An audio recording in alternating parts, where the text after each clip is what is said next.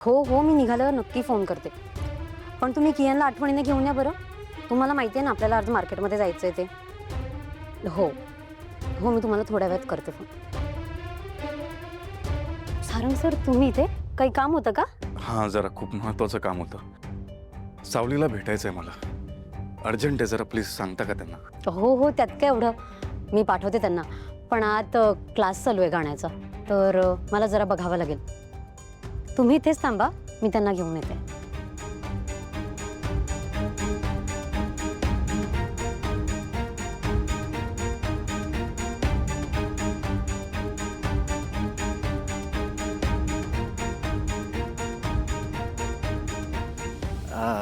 नमस्ते सारंगजी.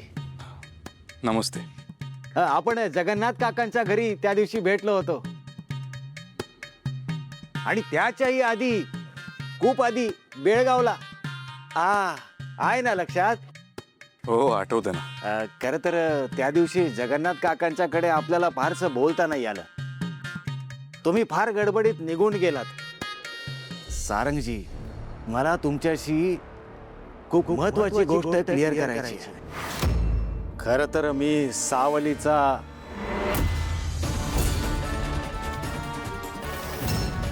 सापडली फाईल मागे गोडाऊन मध्ये होती. सारंगजी, मला ऑफिसमध्ये थोडं काम असतं. भेटू आपण. येतो मी.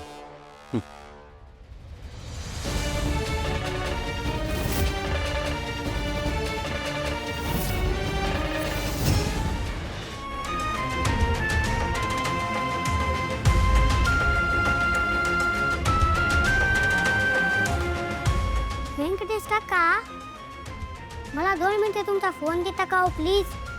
फोन? आता कशाला पाहिजे रे फोन? मला ओवीला फोन करायचा असतो की हो. मी काल रात्रीपासून आईला किती वेळ सांगितलंय की ओवीला फोन कर, तिला बरं नसतं म्हणून. पण आईने माझं काही ऐकलंच नसतं बघा. तिने फोन केलाच नसतो ओवीला. व्यंकटेश काका, मला ओवीची खूप काळजी वाटत असते की हो. एकदा तिच्याशी फोनवर बोललो ना, जरा बरं वाटेल. प्लीज द्या ना फोन, प्लीज. हे घे, जा बोल. थँक्यू काका. काय काम आहे? का आलाय तुम्ही इथे? तर तुम्हाला स्पष्टपणे सांगितलं होतं ना की मला तुमच्याशी काही बोलायचं नाहीये, तुमचं काही ऐकून घ्यायचं नाहीये. हे बघ, गैरसमज करून घेऊ नकोस. स्वतःसाठी आलेलो नाही मी इथे.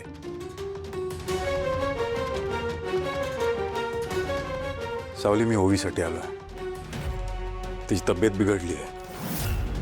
तापाच्या ग्लानीत फक्त तुझं नाव घेतेय ती. तिला भेटायचंय तुला.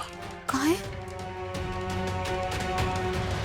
हॅलो अबी, बोल. हॅलो ओवी, कशी असतेस तू? तुझी काकू बोलत होती तुला खूप जास्त ताप आला असतो म्हणून. तू रोज औषध तर घेतेस ना? अरे अबी, मी कालपासून खूप औषधं घेते रे, पण मलाच खूप ताप येतोय. मला खूप भीती वाटते.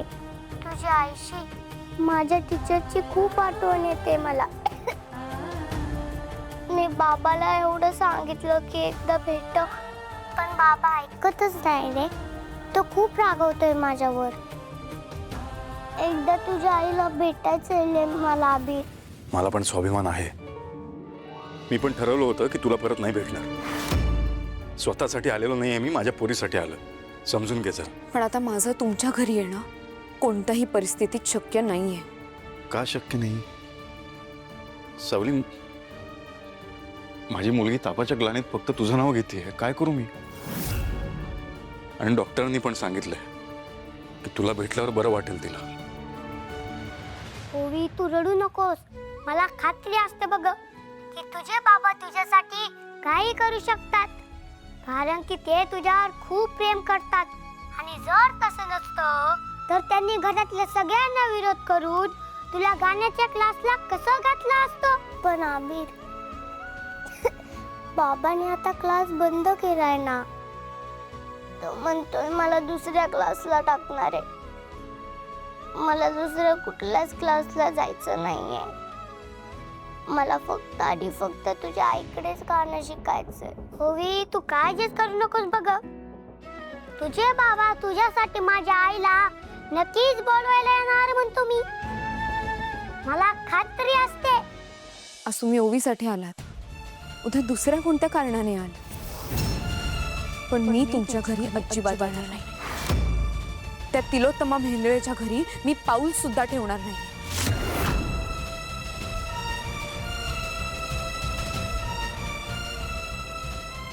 मला वाटलं होतं तू समजून घेशील.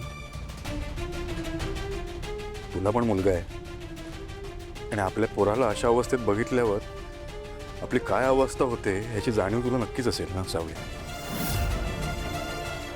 मी स्वतःसाठी नाही आलो अगं, माझ्या मुलीसाठी आलो. तापाच्या ग्लानीत फक्त तुझं नाव घेते सावली. एकदा चल माझ्यासोबत.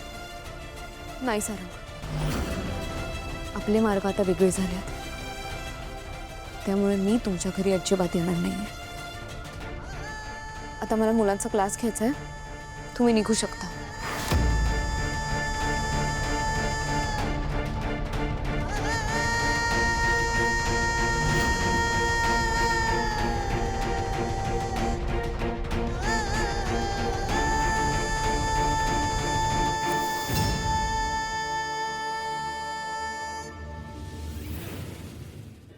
पण अभि तुझी आई माझ्या बाबासोबत मला भेटायला येईल का? मला खूप भीती वाटते रे. बाबा परत एकटाच आला तर? तो एकटा नाही परत येणार म्हणतो मी.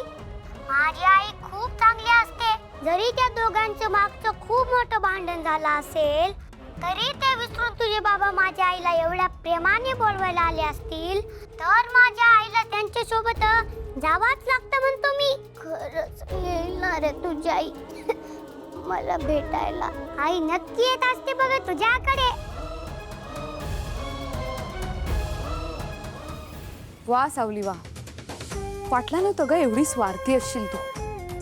ती ओवी बिचारी कालपासून आजारी आहे, तापाच्या ग्लानीत फक्त तुझं नाव घेते तरी तू सारंग सोबत जायला नकार दिलास. तरी अबीर काल रात्रीपासून तुला म्हणत होता की ओवीला फोन करूया, तिला बरं वाटत नाहीये. त्या लहान मुलांना पण त्या ओवीची जाण आहे ग, पण तू का तर ती सारंगची मुलगी आहे आणि तुमच्या दोघांचे वाद आहेत म्हणून त्या सारंगचा राग तू त्या निष्पाप जीवावर काढतेस. दगडाचं काळीच केलंस का ग तू? हा सावली, ऐक माझं, असं वागून नाही चालणार. ओवीला त्या आजारपणातून तूच बाहेर काढू शकतेस. तुला ओवीला भेटायला जावंच लागेल. तिला जर काय झालं तर स्वतःला माफ करू शकशील?